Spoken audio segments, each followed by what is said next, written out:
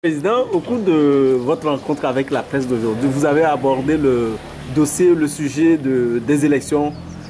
Qu'est-ce qui, selon vous, retarde la tenue des élections législatives? Puisque jusqu'alors, rien ne s'annonce pour la tenue de ce scrutin. Qu'est-ce que, selon vous, empêche la tenue de ces élections? Mais cette question-là, c'est au gouvernement que vous devez la poser. Parce qu'on a lancé les élections régionales et législatives. Nous nous préparons pour aller à ces élections. Surtout que le mandat des députés actuels vient à expiration à la fin du mois de décembre. Nous nous préparons pour aller à ces élections et puis tout à coup, la machine s'est enrayée et ça s'est arrêté sans aucune explication. Personne ne nous dit pourquoi la machine s'est arrêtée.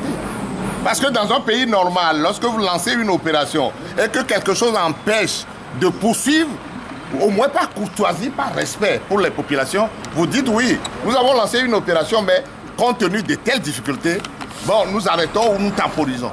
Mais personne ne nous dit rien, en nous prenant comme des imbéciles. La CENI ne nous dit rien, le gouvernement ne nous dit rien, et nous sommes là, nous avons croisé les bras, on regarde. Donc la question là, en réalité, c'est au gouvernement que vous devez la poser. Oui, mais vous êtes un doyen, un vétéran de la scène politique. Qu'est-ce qui, selon vous, peut retarder cette tenue? Mais qu'est-ce qui peut retarder? Plusieurs raisons peuvent retarder ces élections. C'est parce que, comme les choses ne se font jamais de manière normale dans notre pays, moi je peux supposer que, ils font ce calendrier, ils ne nous donnent pas justement la mesure du calendrier, peut-être pour surprendre.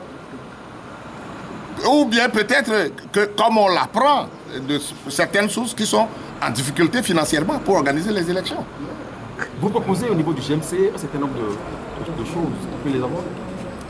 Oui, c'est-à-dire que ce que nous proposons, c'est que nous avons été à une concertation. Après l'élection présidentielle 2020, tout le monde savait que cette élection ou les élections antérieures, législatives, locales, ne sont pas déroulées dans les meilleures conditions.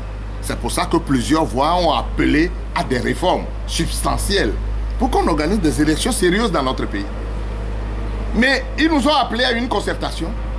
Au moment où on nous a appelés, on nous consultait individuellement, j'avais dit au ministre Boupessi à l'époque que si ce dialogue-là va se terminer comme les autres, en queue de poisson, ça ne vaut pas la peine de nous déranger. Gardez votre structure et faites ce que vous voulez. Il nous a rassurés en disant non, vous allez être surpris. Mais malheureusement, lorsque nous sommes allés à ce dialogue, on a constaté que c'est les mêmes causes qui produisent les mêmes effets. Ils se sont raidis lorsque nous avons sorti les propositions qu'eux-mêmes nous ont demandé de faire. Et on a obtenu un minimum. Un minimum. Mais lorsqu'on leur a demandé au moins de nous aider à faire en sorte que ce minimum-là puisse être traduit en loi par l'Assemblée nationale. Parce qu'il faut notre présence pour que tout ça là soit réellement correctement interprété par l'Assemblée nationale. Mais ils ont fait fi de tout ce que nous avons dit. Et c'est eux-mêmes, ceux qui sont du gouvernement et qui ont participé à ce dialogue-là, c'est eux qui ont transformé nos propositions, ou tout ce que nous avons fait au cours de ce dialogue, les accords que nous avons obtenus, c'est eux qui l'ont transformé à leur manière. Comme projet de loi envoyé à l'Assemblée nationale. Mais il y a un certain nombre de propositions acceptées qui, lorsqu'on les met en œuvre aujourd'hui, on peut avoir au moins une lueur. Notamment, on les a cités, l'authentification des bulletins, parce que nous savons aujourd'hui que les bulletins, lorsqu'on fait des élections dans ce pays, il y a des bulletins prévotés dans des maisons que les gens viennent mettre dans les urnes. Il faut mettre un terme à tout cela. C'est pour ça que nous avons proposé au moins que les bulletins soient signés dans le bureau de vote par deux personnes tirées au sort ou venant des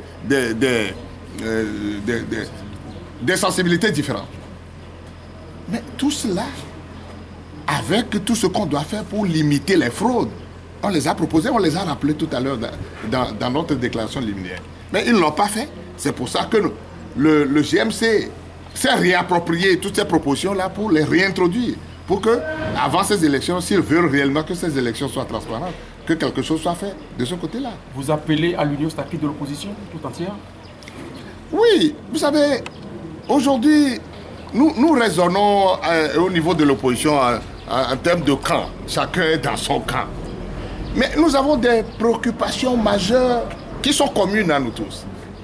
Il arrive des moments où vous êtes tous en danger et il faut quand même que vous retrouviez au moins pour mettre en commun ce que vous pouvez mettre en commun, pour sauver au moins ce que vous pouvez sauver.